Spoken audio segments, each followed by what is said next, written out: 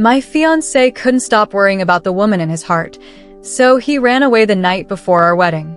Later, when he failed the imperial examination, he came to the prince's residence to find me, saying he didn't mind that I was a second-time bride and was willing to take me as his wife. I called over my 8 consorts and asked him, "Sorry, could you repeat that?" The Northern Frontier King was critically ill. Shang-Su couldn't bear to leave the Northern Frontier princess unguarded, so he fled before our wedding. The Meng and Shang families were thrown into chaos. My father chopped down the Shang family's plaque with an axe. My mother extorted a hefty sum in compensation from them. My younger brother fought Shang-Su's younger brother 3 times in 2 days. And the cats I raised, along with their companions, yowled under the Shang family's walls at midnight. The most loyal of all was my elder brother. He packed his bags and headed for the Northern Frontier, declaring that he'd drag Shang-Su back to apologize to me. I was moved, but I told him not to go. After all, my sister-in-law was about to give birth. But he wouldn't listen and insisted on leaving. I couldn't stop him, so I went to apologize to my sister-in-law. She sneered. "Do you really think he's standing up for you? He's just looking for an excuse to see the Northern Frontier princess." I was stunned. Then she added, "None of them are worthy of her." Northern Frontier Princess Ji Yaoga. I'd heard of her before I was even of marriageable age. My brother said she excelled at riding and archery, a woman who could rival any man. Shang-Su said she was a master artist whose brushwork was breathtaking. My sister-in-law said she was compassionate, saving the suffering and helping those in need. My father called her a military genius, naturally gifted but born into the wrong gender. I wanted to meet her. My parents didn't agree, worried about my safety. But when the court decided to send an envoy to visit the ailing Northern Frontier King, my father persuaded Eunuch Lu, the envoy leader, to take me along and look after me on the way. Before I left, my father warned, "Don't get into a fight with the princess. You can't win against her. If you want to fight, find that weakling Shang-Su. He's no match for you." My mother added, "If there's a chance, swindle Shang-Su for some more." My sister-in-law handed me a jade guanine pendant. Ask the princess if she still remembers Xiao Mei by the Great Bright Lake. I didn't expect to meet the crown prince. He disguised himself as a young eunuch following Eunuch Lu, keeping his head down. But when he looked up, he gave me a death glare that screamed, "Shut up." Eunuch Lu clearly recognized him but pretended not to, only warning me that the young eunuch had a bad temper and I should avoid provoking him. He didn't know I recognized the crown prince too. The crown prince was indeed ill-tempered. As a child, he suffered greatly when exiled during palace intrigues. By the time he was retrieved, his personality had already hardened. I'd seen him once at a palace banquet. I smiled at him, and he rolled his eyes at me. When no one else was around, I whispered, "Are you going to see the Northern Frontier princess too?" Mentioning her softened his cold face, and he finally talked to me. "Yes." "Do you like her?" "Obviously." "Does she like you?" He sneered. "Of course. She only likes me. Shang-Su and your brother don't stand a chance." I said, "Not necessarily. Have you read storybooks? Girls like her, who prefer armor over dresses, usually fall for gentle, scholarly types. It's complimentary, you know?" He stared at me. "Are you nuts? Who tries to match their ex-fiancé with someone else?" Shang-Su fit that scholarly type, gentle and refined, a picture-perfect scholar. He taught me music, chess, calligraphy, and painting, as well as the 4 books and 5 classics. He was practically my teacher. But I replied, "He's no longer my fiancé. Our families annulled the engagement." The crown prince looked at me with pity. "Don't be like that. When you get to the Northern Frontier, say a few nice words to him, coax him a bit. He's soft-hearted. Maybe he'll change his mind. It's not like he'll ever marry the princess anyway." I shook my head. "He's not dependable. I don't like him anymore." Honestly, if he hadn't wanted to marry me, he could have just said so. He could have properly broken the engagement. It wasn't like I'd cling to him. but what he did was just cowardly. I sighed. The crown prince said, "Cheer up. One day, I'll let you marry 8 husbands." 2 months later, we arrived at the northern frontier. The moment we stepped into the northern frontier king's mansion, the sound of mourning filled the air. The king has passed away. The king has passed away. Talk about timing. Eunuch Lu hurried over to announce the imperial decree. In essence, it said that the northern frontier princess Ji Yaoga, loyal, patriotic, and exceptionally skilled in martial arts, was to inherit her father's title and become the northern frontier king, the first woman in Hua's history to inherit a title. The room fell silent. The northern frontier king's body was still lying stiffly on the bed. The queen forgot to cry, and a concubine nearly fainted. Ji Yaoga calmly accepted the decree. Your subject thanks the emperor for his boundless grace. She was the legitimate eldest daughter of the northern frontier king and had only one younger half-brother, Ji Zhili. By tradition, Ji Zhili should have inherited the title and the estate, but for reasons of his own, the emperor had chosen Ji Yaoga instead. I glanced at the crown prince. He was staring at Ji Yaoga, his expression brimming with affection. Just then, the supposedly deceased northern frontier king suddenly started gasping for air and then sat bolt upright. What's going on? Eunuch Lu was dumbfounded. Even I, not the brightest, could tell that the northern frontier king and his family had staged this whole act. Well, perhaps that concubine truly wasn't in on it. The northern frontier king was a legend in Hua. The first king had followed the founding emperor into battle, earning unparalleled glory.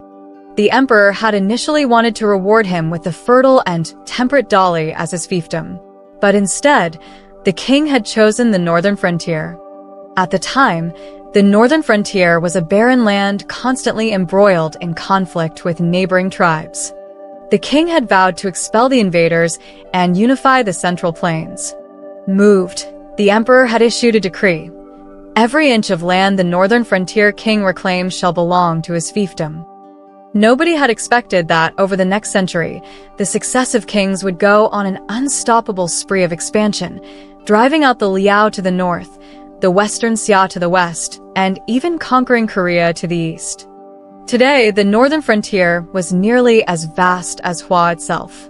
Naturally, this made the emperor uneasy. Due to the region's violent history, the northern frontier king's lineage had always struggled with sparse descendants.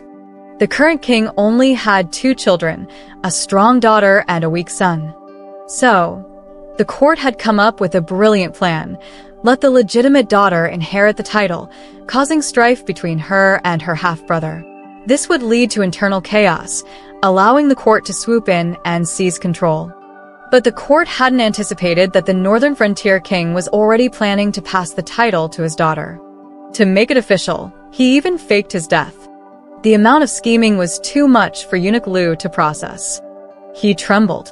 The emperor will have me executed. The crown prince reassured him, no one will know if you keep your mouth shut. Everyone assumes it's natural for the son to inherit. Father probably thought the northern frontier king would think so too. I glanced at him and said casually, so, who is the genius behind this masterstroke? He shot me another glare.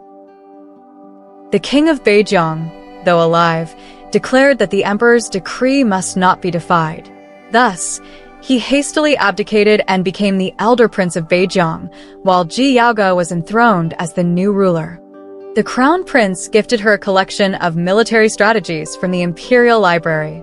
As for me, I came empty-handed. After rummaging through my belongings, I remembered the jade pendant my sister-in-law had given me and handed it over. Congratulations, Your Majesty. She accepted it with a smile. Thank you. This was my first chance to observe her closely.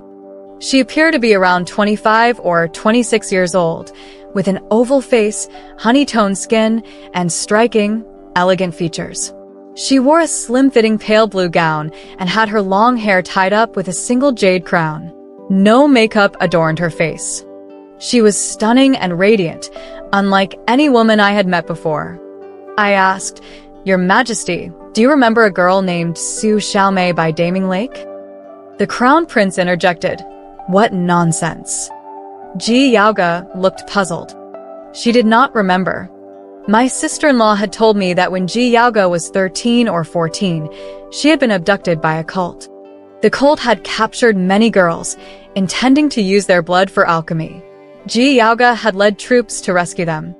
She was like the merciful Guanyin, my sister-in-law had said. I added, you once saved a girl named Su Xiaomei.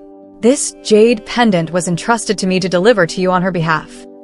She still couldn't recall. She had saved too many people.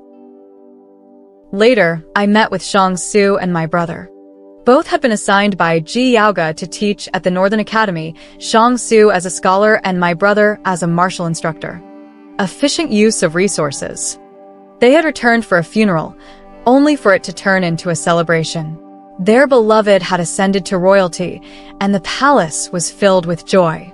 It took them a while to notice me. When they did, their faces changed. Shang Su waved at me. Jinyue, you're here. He acted as if nothing had happened. I walked over and said, I came to tell you something. My parents have already annulled our engagement with your family. From now on, we are strangers, each free to marry whom we choose. He froze. Jinyue, you misunderstand. I never intended to abandon you. Once this matter is settled, I'll return to marry you. I laughed. Shang Su, you're truly delusional. Do you think the Meng family would tolerate being humiliated? You trampled on our dignity, yet you still expect to marry me? Am I your only option? He seemed utterly unprepared for this outcome. My brother tried to calm me. Sister, don't be upset. I've already beaten him for his actions. He knows he was wrong. After all your years together, don't say things in anger. I turned to him. Brother, I have something to tell you as well. Father and mother sent me a message en route. Sister-in-law has given birth to a son. You abandoned your wife and child, and father and mother are deeply disappointed. They have decided to expel you from the Meng family. Your name has already been removed from our family register. Sister-in-law has divorced you and returned to her family with a child. My brother turned pale. What nonsense are you spouting? I'm not joking, I replied, looking him in the eye. Brother, this is the last time I will call you that. He panicked. I didn't abandon my family. I was trying to help you, Jinyue, my sister. I was helping you seek justice. I'll go back immediately. Yes, I'll go back right now. Meng Yansong. I addressed him by name. Whether you were helping me or had other motives, you know the truth. He avoided my gaze, looking utterly defeated. Grandpa Liu interjected. General Meng acted recklessly, huh? How could the family remove him from the register so hastily? My brother was foolish. With father wielding military power, he still dared to meddle in Beijiang. Did he really think the emperor, already wary of Beijiang's royal house, would tolerate him entangling with a duchess there? That night, my brother departed hurriedly. Shang Su also stayed up all night. The next morning, when I saw him, dark circles hung under his eyes. Jinyue, I thought it through last night, he said. I made a grave error in judgment, harming you and the Meng family. I'll personally apologize to the General and Lady Meng. But believe me, my feelings for you were never insincere. The morning sun rose behind him, casting shadows across his face. It felt as though I was meeting him for the first time. Was the situation urgent at the time? I asked. He was taken aback. What? So urgent that you couldn't even send a message? Why? He opened his mouth but said nothing. Or, why couldn't you explain everything after our wedding? Is it because you knew I wouldn't agree? That the Meng family wouldn't agree? That even your own family wouldn't agree? You were fully aware it was unreasonable, breaking all conventions. So, you acted first, assuming I would wait for you, no matter how angry I got. His face reddened slightly, and he stammered, It's not like that, Jinyue. I was just too anxious. The Duke was critically ill, and as the Duchess, Ji Yaoge couldn't hold the situation alone. I laughed. Shang Su, who are you to her? What right do you have to be anxious? You can admire the Duchess, but don't claim to have feelings for me as well. It's disgusting. His face turned pale. As I walked away, he tried to block my path.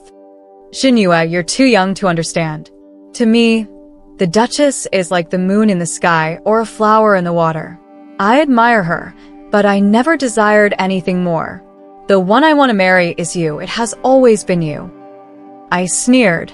The only reason you haven't desired more is because you couldn't. Don't be ridiculous. The Duchess is extraordinary, and I'm not a second choice for anyone. Shang Su stood there, stunned, even as I walked away. I went to find the Crown Prince.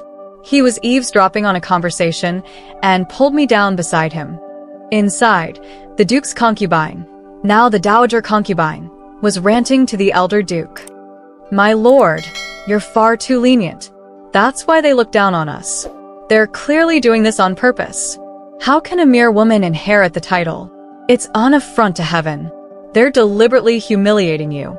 You mustn't let them have their way. The elder Duke responded, You want me to defy the Emperor? Not defy or petition. The Emperor is reasonable and must have been misled by conniving ministers. If you submit a memorial outlining your grievances, the Emperor will surely respect the contributions of the Beijiang royal house. The elder Duke asked, And what grievances would those be? Let Xi Li inherit the title. Are you joking? What would Xi Li inherit with? The 2 extra ounces of flesh between his legs. The Dowager concubine, the Crown Prince, and I were collectively speechless. The elder Duke's coarseness was startling but effective against her. The Dowager concubine, unable to gain any ground, stormed out. She eventually stopped at a large courtyard, the residence of Ji Li. When the elder Duke had feigned death, Ji Li hadn't stayed by his side. Instead, he had been making paper effigies and houses for him. The Crown Prince commented, He's something of an inventor. The fire suppression devices in the watchtowers of Beijiang were his creations, saving the Duchess a lot of trouble. The courtyard was cluttered with various contraptions, and the paper effigies and houses prominently occupied the center. Hearing a noise, Ji Li emerged groggily from the paper house. The Dowager concubine's face turned green. She berated him for being unambitious, the elder Duke's only son, yet letting a woman take the title. She even claimed to have connections that could pressure the elder Duke into changing the succession. Ji Li responded impatiently, What would I inherit with? The extra 2 ounces of flesh between my legs. The Dowager concubine was speechless. Her expression was as if she'd swallowed 100 flies. No wonder they were father and son. The Crown Prince quietly dragged me away. He said that if Ji Li had any intention of competing with Ji Yaoge for the throne, he'd find someone to get rid of him. I couldn't quite figure out his logic. When Ji Yaoge was a princess, it was unlikely for you to marry her. Now that she's the king of Beijiang, it's even more impossible, I said. The Crown Prince replied, That's fine. I can marry her instead. Ever since Ji Yaoge inherited the throne, she had been getting busier and busier. The Crown Prince didn't actually get to see her every day. But the first thing he did every morning was still to go look for her. If she was busy, just catching a glimpse of her back would suffice. If she had a free moment and they could exchange a few words, he'd feel utterly content. Of everyone in the royal residence, the Crown Prince and I were the least busy. Oh, Shang Su was idle too. Since he kept making mistakes in class, Ji Yaoge feared he might mislead others and barred him from teaching. He came to me several times to apologize, reflect on his mistakes, reminisce about the past, and beg for my forgiveness. I said, Give me 100 taels of gold, and I'll forgive you. He agreed, without hesitation. I regretted it immediately. I should have asked for more. He eventually managed to scrape together the 100 taels of gold, bringing along silver notes and even borrowing from Ji Li. When I accepted the money, he sighed in relief and smiled brightly. Now send a letter to your family. Once we return to the capital, we'll get married. I was startled. What are you talking about? I only said I'd forgive you, not that I'd marry you. He looked at me in disbelief. I continued, I've forgiven you for running away from our engagement, but I no longer like you. I'm not going to marry someone I don't like. He nearly fainted from anger. The crown prince added fuel to the fire. Serves you right for ending up with nothing. Furious, Zhang declared he'd return to the capital. But having no money for the journey, he had to hitch a ride with the imperial convoy. Although eunuch Lu wanted to return immediately as well, he couldn't leave since the crown prince refused to depart. The crown prince and I roamed the streets every day. Although Ji Yaoge had no time for him, he still sent someone to inform her before we went out. I belong to her, he explained, so naturally, I have to report when I go out with another woman. Beijiang was not at all what I had imagined. The main city was bustling and prosperous, with thriving commerce. Unlike the capital, there was no curfew, so even at night, the streets were lively with night markets and crowds. If you paid attention, you'd notice that a large number of women were involved in commerce and trades, almost equal to the men. That's Yao Ji's policy, the crown prince said with shining eyes, his face full of pride. Businesses registered under women's names, or those that employ women receive tax deductions. Beijiang was unlike any other place. Here, women could attend schools, study the same subjects as men, work outside, inherit property, build their careers, and even divorce their husbands. I was stunned. It felt like I understood, yet didn't fully comprehend. My father was a general, part of the newly risen elite. Compared to the old aristocratic families in the capital, our family rules were much more lenient. As a girl, I wasn't restrained. No one demanded that I be gentle or virtuous, nor did anyone insist that I master the four arts. I was free to pursue whatever I liked. Yet, compared to my brothers, things were still different. When I learned martial arts, it was to stay fit. When my brothers learned martial arts, it was to achieve glory. When I read books, it was to gain wisdom. When my brothers read books, it was to pave the way for their ambitions. Though my parents loved me deeply, they never expected or demanded that I shoulder the family's responsibilities. Their greatest wish for me was to live a safe and happy life, marrying someone who would treat me well. When my elder brother made a grave mistake, my parents could expel him from the family without hesitation, partly because the emperor pressured them and partly because they still had a younger son to carry on the family name. Despite being the second eldest, it never occurred to me that I could take on that role, simply because I was a girl. A heat rose within me, as if something was boiling, burning.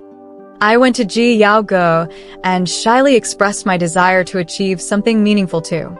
But I soon realized I didn't excel at anything, nor could I endure the hardships of military life. The crown prince consoled me. I'm the same.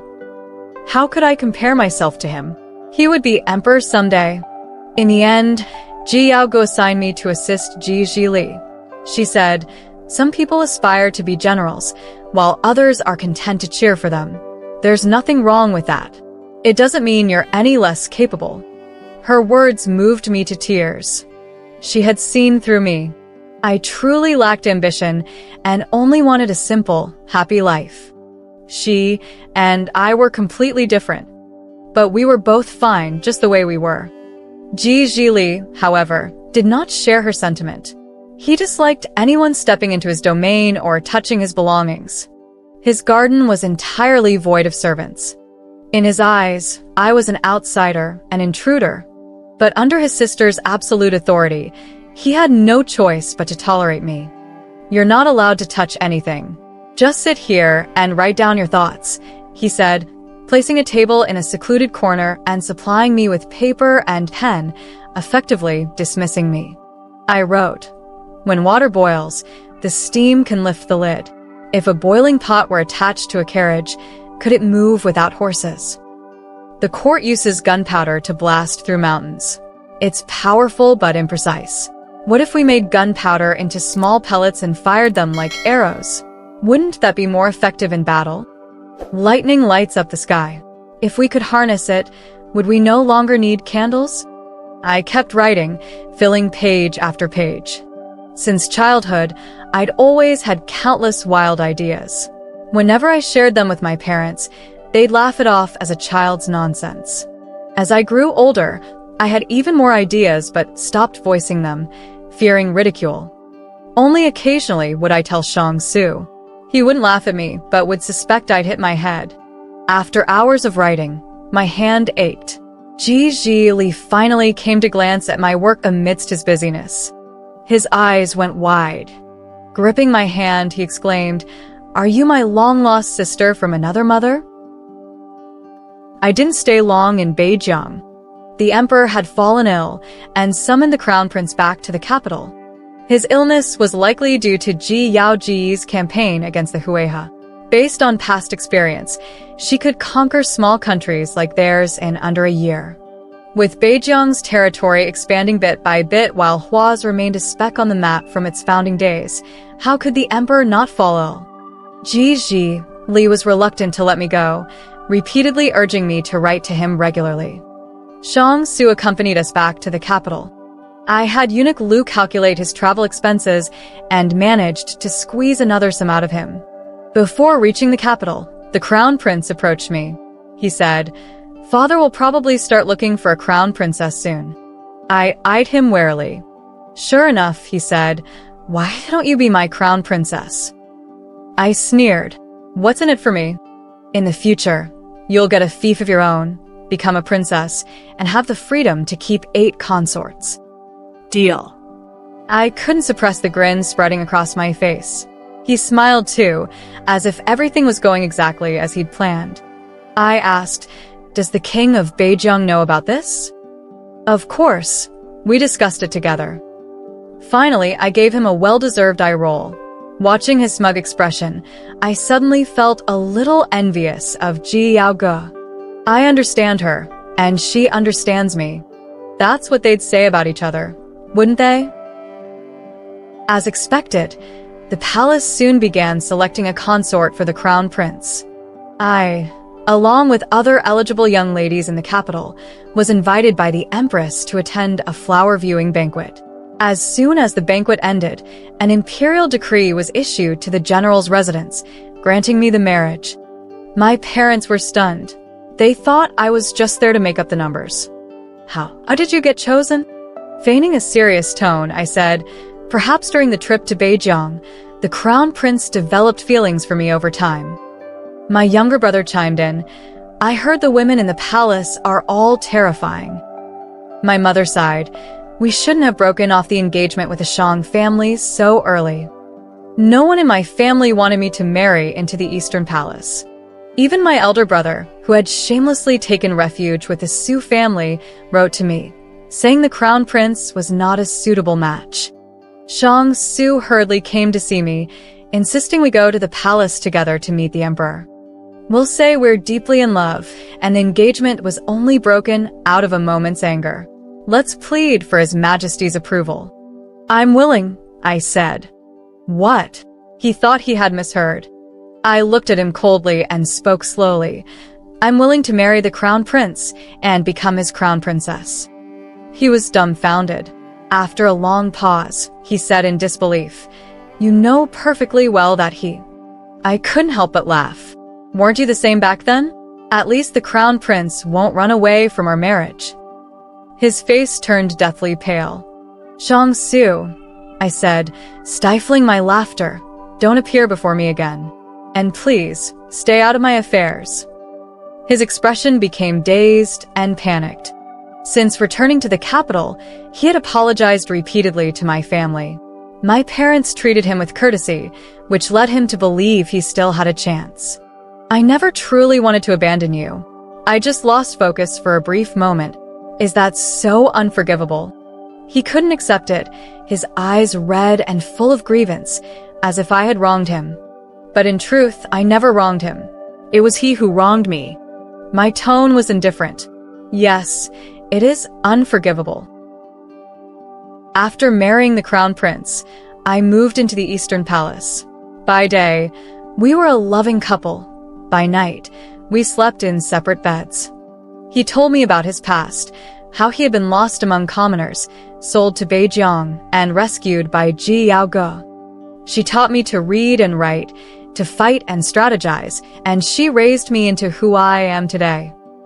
I will be loyal to her for the rest of my life." As he spoke, his voice trailed off. When I lifted the bed curtain, moonlight quietly spilled over his face. His eyes were closed, and he was fast asleep. I watched him for a long time.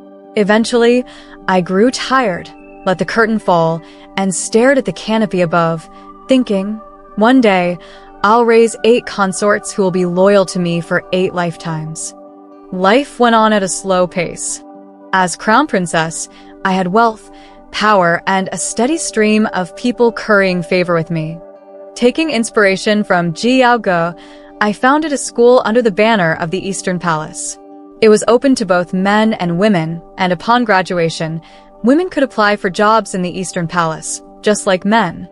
However, the moment the announcement was posted, the censorate impeached me, accusing me of impropriety, spreading heretical ideas, interfering in state affairs, and more.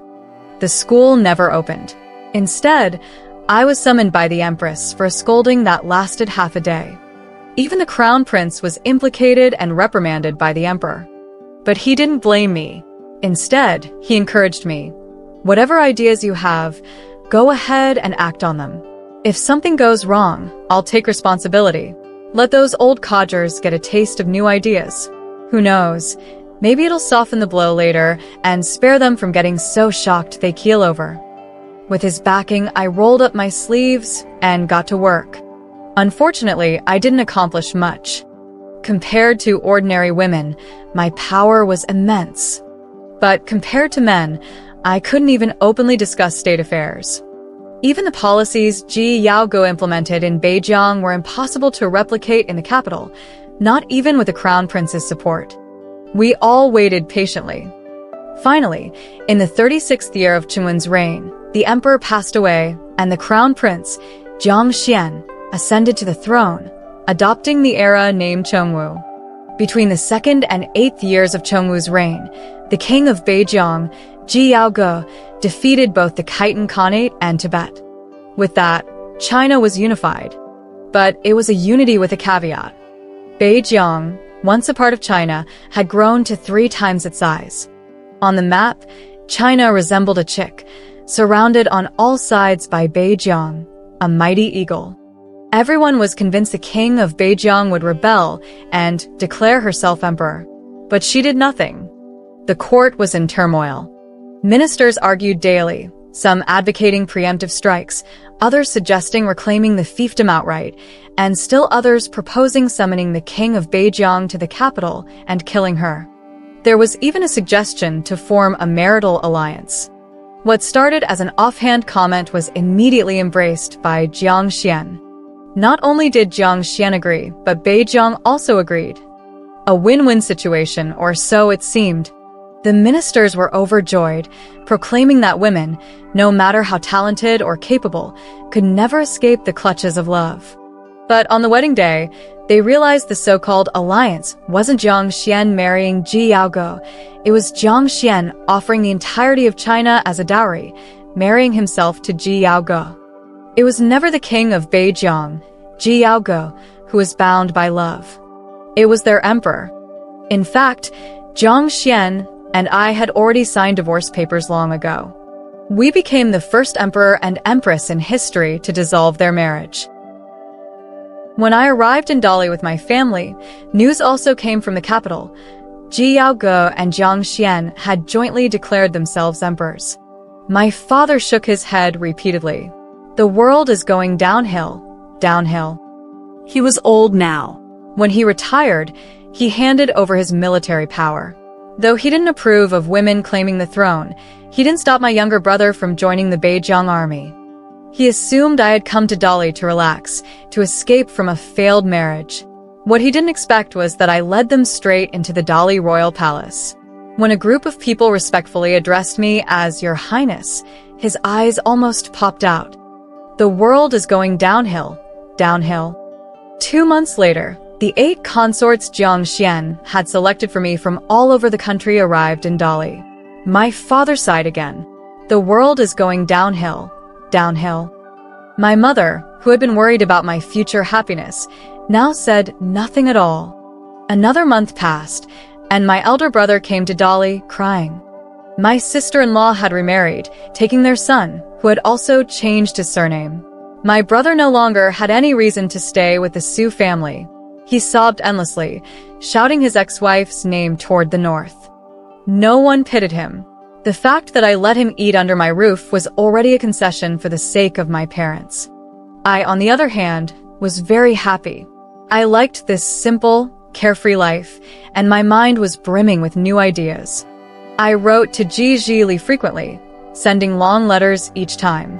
One day, he suddenly appeared at the gates of the palace. Writing back and forth is too troublesome. Since you're now a royal, you must need advisors. He declared himself a retainer of my household. However, due to his distinguished status and striking looks, everyone assumed he was my legitimate husband.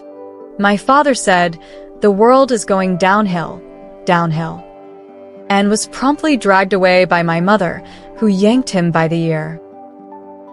The following year, the court introduced a special exam system, allowing women to take the Imperial Civil Service examination. Ji Li made a trip to the capital and returned with a large sum of investment silver as well as some news. The top scholar this year is a woman.